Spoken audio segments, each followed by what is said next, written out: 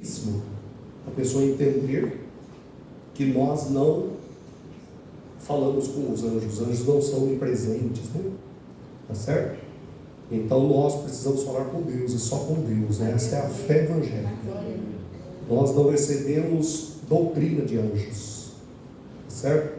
Qualquer doutrina de anjo é demônio, porque não existe doutrina de anjo, nem no Antigo nem no Novo Testamento, tá certo? Amém? Obviamente que quando lá no Monte Sinai, os anjos tiveram a glória de Deus e tudo mais, Deus falou com Moisés. Amém? Deus falou com os profetas. E em Atos diz que a igreja perseverava na doutrina dos anjos? Não, na doutrina dos apóstolos. Sabia que os anjos até desejavam pregar o evangelho de Deus? Ou não? Tentaram para isso, mas Deus não. A verdade é que, imagina se um anjo estivesse aqui pregando, ai, pastor, que bênção, Senhor. Mas Deus quer que nós, seres humanos, preguemos. Sabe por quê? Porque nós sabemos o que é o efeito da graça. Nós sabemos o que é ser perdoado. O anjo não sabe, porque ele nunca pecou. Amém? Agora nós sabemos o que é a graça de Deus e a misericórdia de Deus. Então podemos pregar aquilo que nós vivemos. Amém? Irmãos, mas eu gostaria que os irmãos abrissem suas Bíblias. E eu vou ser bem breve, eu vou orar por você hoje. Quem precisa, nós oramos pela sua casa. Mas quem precisa de uma bênção para a sua vida especialmente? Amém? Então daqui a pouco eu e os missionários estaremos orando por você, para que a bênção de Deus seja sobre a sua vida, para que Deus toque o seu coração e que Deus restaure a sua saúde, que Deus entre com providência na sua vida, no seu lar, que Deus abençoe a sua vida em todos os aspectos. Mas eu gostaria que os irmãos abrissem lá em Marcos, capítulo 16, Evangelho de Marcos, capítulo 16, último capítulo do Evangelho de Marcos, versículo 15, diz assim a palavra de Deus. Marcos 16, versículo 15. Todos encontraram? Amém. Então está escrito assim, ó. Os irmãos estão me ouvindo bem lá atrás? Amém. Muito bem, então está escrito assim na palavra de Deus. E disse-lhes: ide por todo o mundo, pregai o evangelho a toda a criatura. Quem crer e for batizado será salvo, mas quem não crer será condenado. E estes sinais seguirão aos que crerem.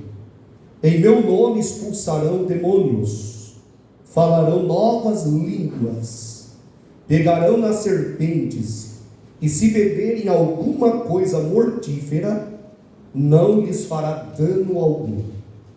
E imporão as mãos sobre os enfermos e os curarão. Ora, o Senhor, depois de lhes ter falado, foi recebido no céu e assentou-se à direita de Deus. E eles, tendo partido, pregaram por todas as partes, cooperando com eles o Senhor, e confirmando a palavra com sinais que se seguiram. Amém. Amém, meus irmãos? Glória a Deus. Que bênção. Irmãos, bem breve,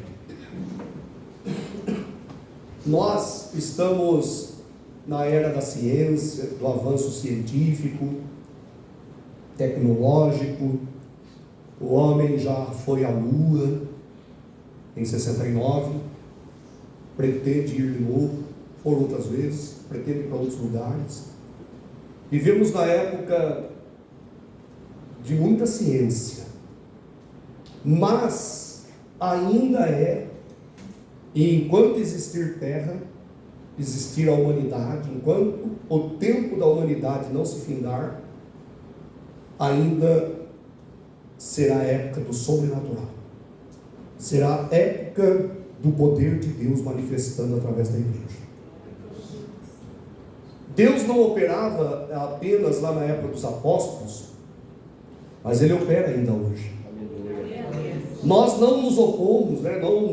Não somos contrários à pessoa doente procurar os recursos dessa ciência multiplicada. Está aí e devemos desfrutar disso. Porque Deus também deu inteligência aos homens, para que eles desenvolvessem muitas coisas maravilhosas.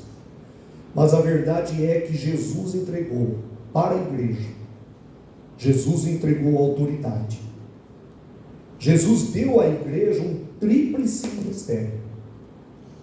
E a igreja só consegue colocar em ação esse tríplice ministério se a igreja tiver aquilo que o próprio texto diz, que o Senhor cooperava com a igreja. E o texto diz que cooperava com a igreja com sinais que se seguiram. Então a igreja, ela não é a parte de Deus. A igreja, ela consegue executar o seu papel se ela estiver sob o mando de Jesus, sob o comando dele, sob a autoridade dele. Quando Jesus fala para João sobre as igrejas da Ásia Menor, as 7 igrejas lá, Éfeso, Esmirna, Pérgamo, todas as 7 igrejas da Ásia, ele vai corrigindo coisas ali. E a gente percebe que aquelas igrejas tinham problemas. O bom seria que elas não tivessem. O bom seria que elas fossem totalmente puras, completamente tomadas pela direção do Senhor Jesus, para que muitas coisas maiores pudessem ter acontecido. Porque a igreja depende de que Jesus esteja cooperando com ela. Amém? Amém. A igreja precisa que Jesus opere no meio dela. Agora nós precisamos entender pela fé que Jesus, mesmo todos nós estando agora no final dos tempos, na época das luzes, da ciência, em que os homens acabam acreditando mais na ciência, né? Na falsamente chamada ciência, conforme diz Paulo, né? E também nas falsas filosofias. Paulo chama as filosofias de falsas e chama a falsamente chamada ciência, né? Porque nós precisamos voltar para o poder do Evangelho.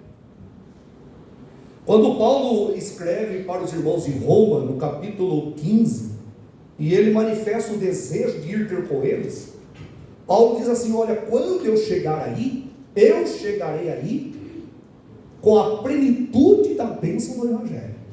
Ele usa esse termo, com a plenitude da bênção do Evangelho. Ou seja, quando ele chegasse em Roma, ele ia manifestar ali em Roma a plenitude da bênção. O Evangelho é pleno. E o Evangelho é pleno quando ele opera o tríplice ministério. Daqui a pouco eu vou entrar neles, e bem rápido para nós orarmos. Quando Paulo fala isso, ele fala isso lá em Romanos 15, versículo 29. Quando eu chegar aí, eu chegarei com a plenitude da bênção do Evangelho. O Evangelho, irmãos, ele tem uma bênção plena. Amém? Amém. Glória a Deus. E Paulo, não obstante ser um erudito, poliglota, mestre, inteligentíssimo, embora a Bíblia não diga, mas ele tinha o mesmo pedestal dos filósofos da época. Ele pregava tanto que ele fazia lá a autoridade, que agora me foca, Félix, né? Diante de Félix manda ele parar: olha, as tuas muitas letras te fazem delirar, quase que você me converte. A pessoa agora está lá no inferno falando: o que foi aquilo? Quase. Irmãos, quantas pessoas que estarão na eternidade falam: quase me converti. Quando Paulo pregou com tanta erudição, com tanta autoridade, com tanta ousadia, que Félix, uma autoridade romana, ele pede para ele parar de falar, porque as suas muitas letras, ou seja, a sua muita cultura, te fazem delirar. Ah, irmãos, as coisas que Deus faz a gente delirar mesmo, né? Amém? Quando eu penso na grandeza de Deus, a gente fica extasiado, a gente fica em êxtase, em alegria inefável. Ainda Paulo tinha autoridade porque tinha sido arrebatado no Espírito e tinha estado lá no terceiro céu. Alguém já esteve lá? Você já esteve lá? Então é isso. Amém, irmãos? Nós não estivemos lá, Paulo estivera lá. Amém, irmãos? Amém. Você já parou para pensar que Paulo era o único no Novo Testamento que estivera lá? Tudo bem que lá no Apocalipse João também é levado em visão, na presença de Deus, mas naquele momento ali, E Deus mostrou aquilo para que ele não se vangloriasse. E por que ele mostrou aquilo para que ele suportasse as lutas? Sim, também. Mas a Bíblia diz que Deus deu aquela revelação para ele para que ele não se ensoberbecesse. Amém? E por que ele corria o risco de ensoberbecer, de se tornar soberbo? Porque as coisas que Deus havia dado para ele eram coisas grandes. Então, não obstante ele ter todo esse pedestal intelectual, todo esse histórico, né, todo esse patrimônio espiritual e teológico, intelectual que ele tinha, ele diz que ele não ia ter com as igrejas com sabedoria de palavras, mas com demonstração de poder. Amém? E ele diz especificamente em Romanos 15, 29, quando eu chegar aí, eu chegarei com a plenitude da bênção do Evangelho. Aleluia. Irmãos, eu leio isto, eu estudo isto, e eu me sinto desafiado. Amém? Eu sinto que eu estou aquém disso, nós estamos aquém disso. Nós precisamos também, amém?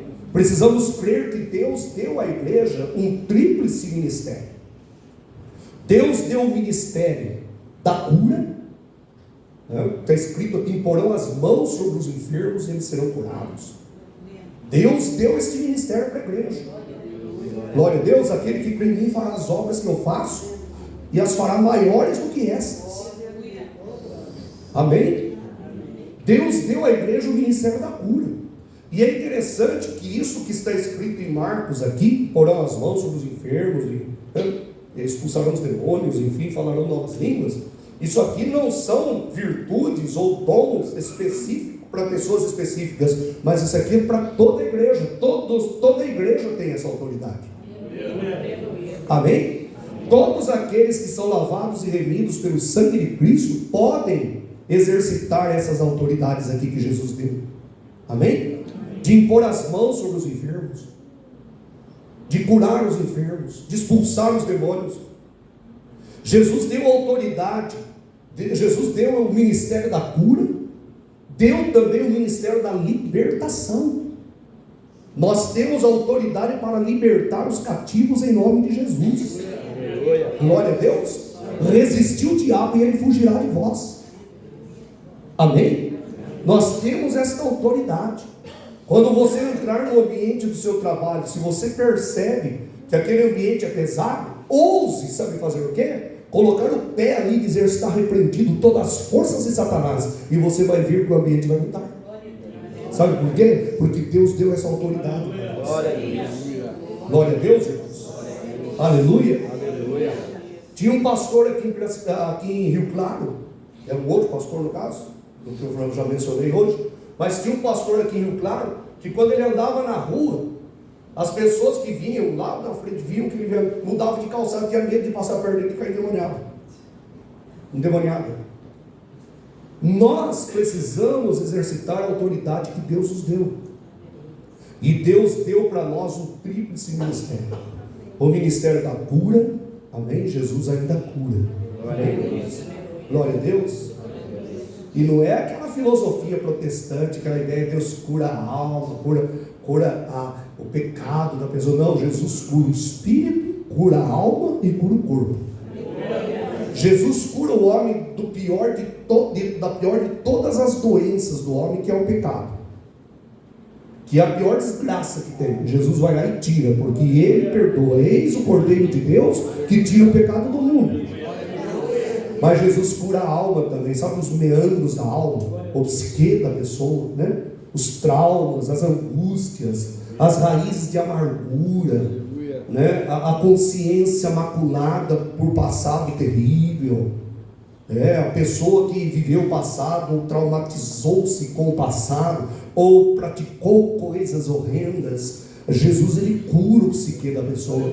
Aleluia. Ele limpa a consciência da pessoa, ele purifica a pessoa, ele purifica a mulher, purifica o homem, purifica o jovem, ele cura o homem no que tange a sua parte psíquica, a sua parte mental, que que é algo para nós, é algo imperscrutável, mas para ele é algo perscrutável. Ele perscruta, ele entra ali, ele cura ali, ele opera ali.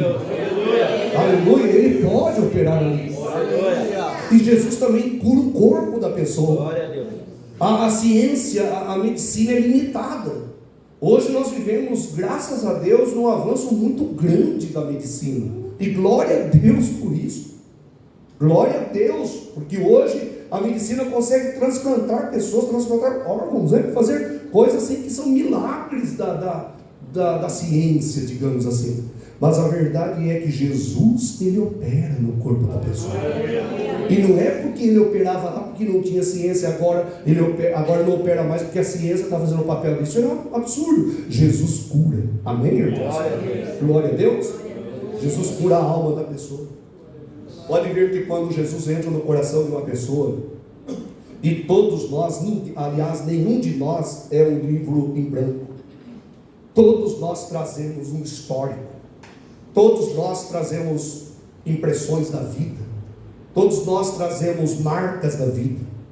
Algumas marcas lindas, maravilhosas, mas muitos trazem marcas terríveis.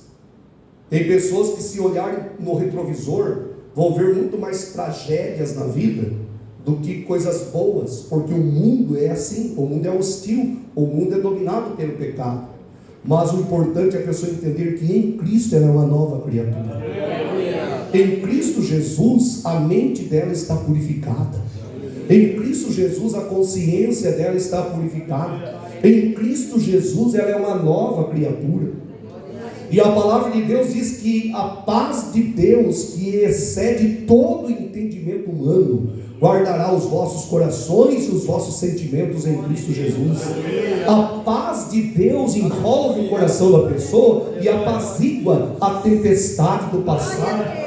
Apazigua, faz a pessoa deitar em paz e dormir, como diz o salmista: em paz também me deitarei e dormirei, porque só tu me fazes habitar em segurança. Irmãos, todos nós tivemos marcas e nenhum de nós veio uma página em branco, mas quando nós nos convertemos, Jesus limpa e Jesus dá uma nova história para nós, uma nova realidade para nós. Aleluia. Mas imagine, todos nós viemos com marcas. Agora você imagine aquelas pessoas que tiveram marcas ainda, que na nossa métrica, na nossa maneira de medir, de mensurar, nós seres humanos consideramos coisas ainda piores. Pessoas lá que vêm com assassinato nos ombros, que vêm com coisas pesadíssimas. Como que uma pessoa dessa consegue viver? E a resposta é que Jesus, ele cura a alma da pessoa. Glória a Deus. Jesus, ele cura a mente da pessoa. Jesus cura a consciência da pessoa. Jesus cura o passado da pessoa. Tem um ditado mentiroso que diz que o passado nem Deus não mexe. E Deus mexe o passado sim. Glória a Deus. Deus é especialista em resolver o nosso passado na cruz do Calvário. Aleluia. Sabe o que ele faz com o nosso passado? Ele mata o nosso passado na cruz. Ele leva o nosso passado crucificado com Cristo. Aleluia. Como que ele não mexe com o passado? Ele mexe com o passado sim, porque para ele não tem passado, presente e futuro. Ele é um eterno presente. Aleluia. Ele é o Deus Todo-Poderoso, bendito e glorioso. Permita que Deus trabalhe o seu coração, meu irmão. Permita que Deus trabalhe a sua mente, meu irmão. Renove a sua mente, pense diferente. Jogue fora os lixos que se acumularam ao longo do tempo. Permita que a palavra de Deus, conforme disse Jesus, vós já estáis limpos pela palavra que eu vos tenho ensinado. Permita que esta palavra limpe a sua mente, o seu coração.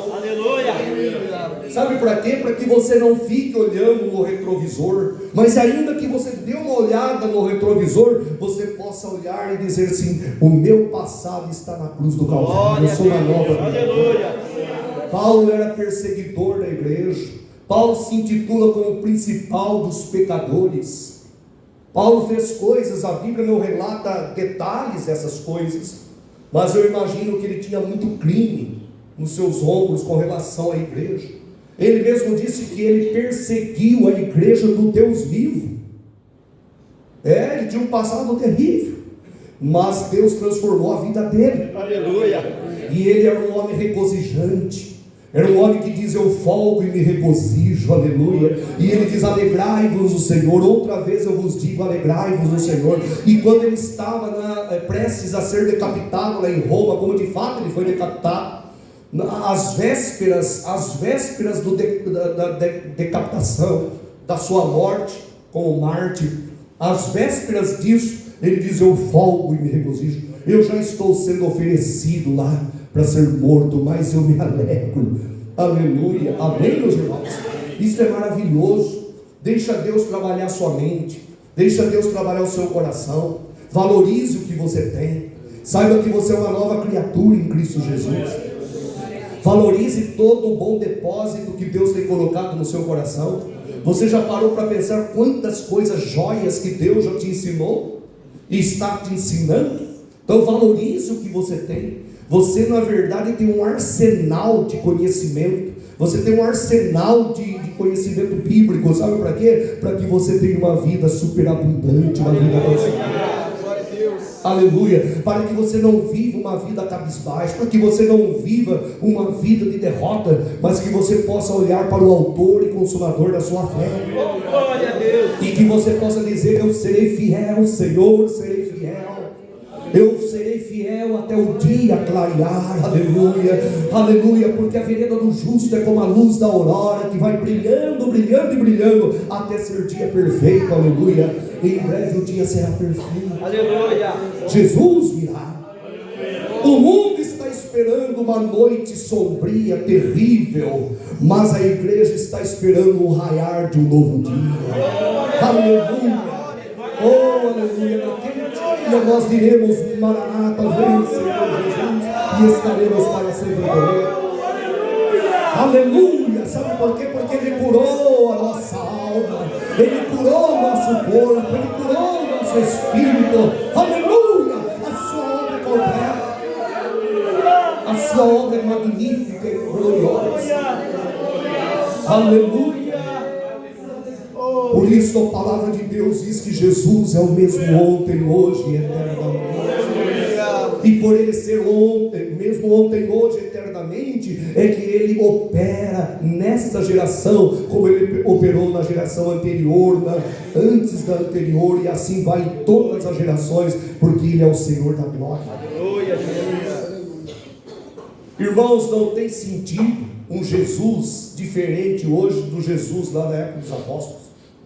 Porque Ele disse aqui: ide por todo mundo e pregar o evangelho a toda criatura. Amém? Então, aonde estiver a igreja pregando, essa palavra está valendo. Amém? Aquele que crer e for batizado será salvo, mas aquele que não crer já está condenado.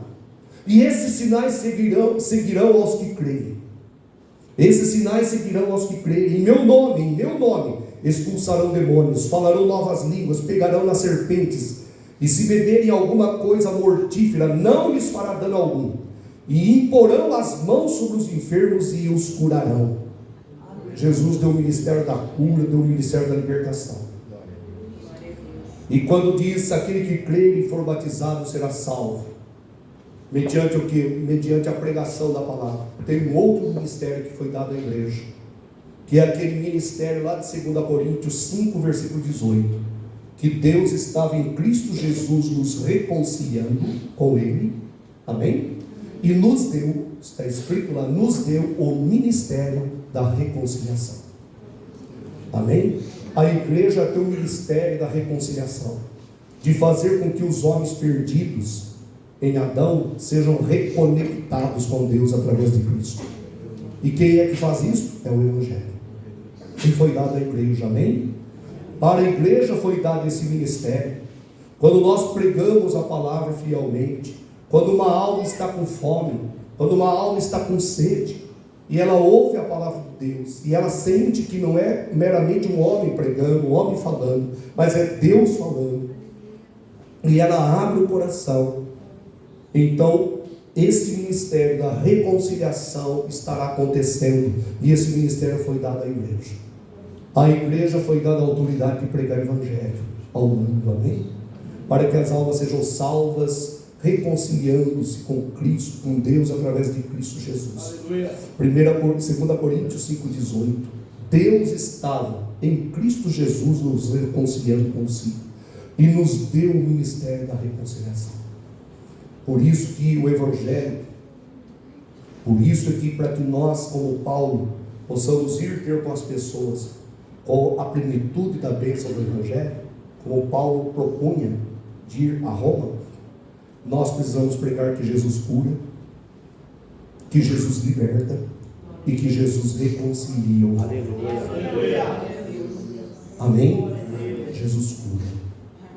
Se você tem uma enfermidade, hoje Jesus vai curar você. Glória a Deus. Amém? E se você tem alguma coisa, eu creio que talvez ninguém aqui, mas se tiver alguma coisa de ordem espiritual, Jesus vai também quebrar essa cadeia. Glória a Deus. Amém, meus irmãos? Vai quebrar essa cadeia. Você crê nisso? Glória a Deus. E se você ainda não desfrutou do ministério reconciliador de Deus, que é crer, aquele que crer e for batizado será salvo. O Evangelho também reconcilia você nessa noite. Amém? Diga graças a Deus. Diga Deus seja louvado. Deus seja louvado. Irmãos, nós precisamos orar, ungir as pessoas com óleo. Nós precisamos fazer campanhas de oração de joelhos na presença de Deus. Nós precisamos, com as nossas mãos, tocar os enfermos para que elas sejam curados. Tem pessoas que precisam fazer oração, né? Lógico que a conversão muda a vida de uma pessoa, mas a pessoa tem que fazer oração austera, repreendendo coisas que por desventura estejam assolando a vida dela. Nós precisamos com a igreja, com autoridade, fazer oração de confronto, confrontar as forças das trevas, levantar com autoridade contra o mal. Nós precisamos orar por curas de doenças consideradas incuráveis. Um tempo atrás, não lembro quem estava aqui, talvez você estava, mas teve uma situação aqui na nossa igreja, bem de frente aqui, o vizinho estava perturbado, lembra? Alguns irmãos estavam. E aqui levantamos o clamor, cessou na hora a ação do maligno. Porque Jesus deu autoridade para a igreja. Amém? Diga graças a Deus. Diga Deus seja louvado. Você está debaixo do sangue dele? Amém. Você está debaixo da graça dele? Amém. Então eu gostaria que a igreja agora se colocasse em pé na presença de Deus. Em nome do Senhor Jesus. Louvado seja Deus. Gostaria que você se colocasse em pé. E nós vamos orar.